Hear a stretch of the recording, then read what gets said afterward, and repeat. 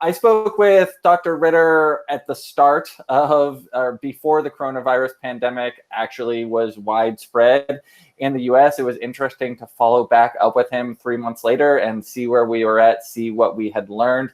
Let's hear a little bit about what Dr. Ritter has to say about actually contracting the coronavirus while competing in a group ride or bike race. What it takes is a droplet to leave an individual and land on another individual's mucous membrane, usually the eye, sometimes up into the nose or around the mouth. And so when you think about racing bikes outside, the likelihood of that is low.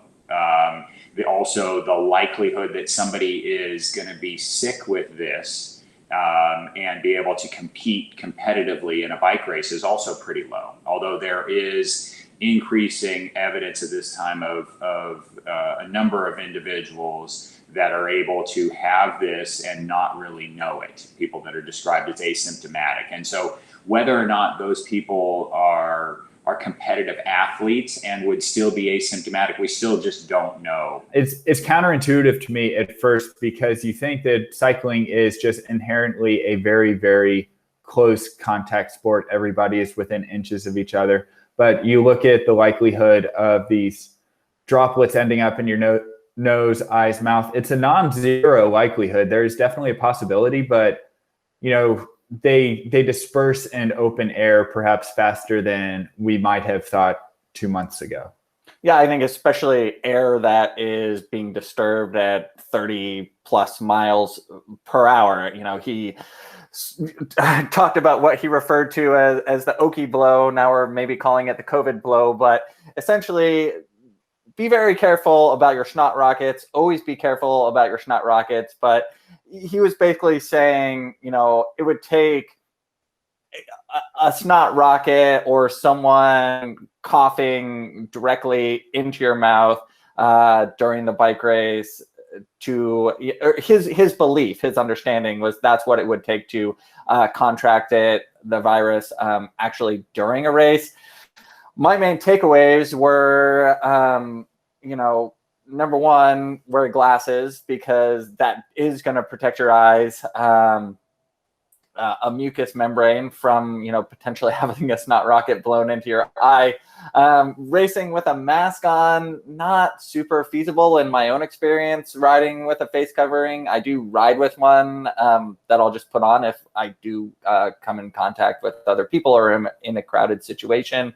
And then also start lines and finishes, those seem to be the real danger points, and USA Cycling highlighted this as well. But it seems like races and race promoters should have a plan in place to limit people coming into close contact with each other before the start of a group ride or race. Because Dr. Ritter, he kind of reassured me in a lot of ways. Ian, you and I think we have both been very much on the conservative end of the spectrum. We both have parents that we're trying to stay into contact with and not expose them to any undue risk. So I haven't ridden with anybody, literally nobody else in the last nearly 3 months.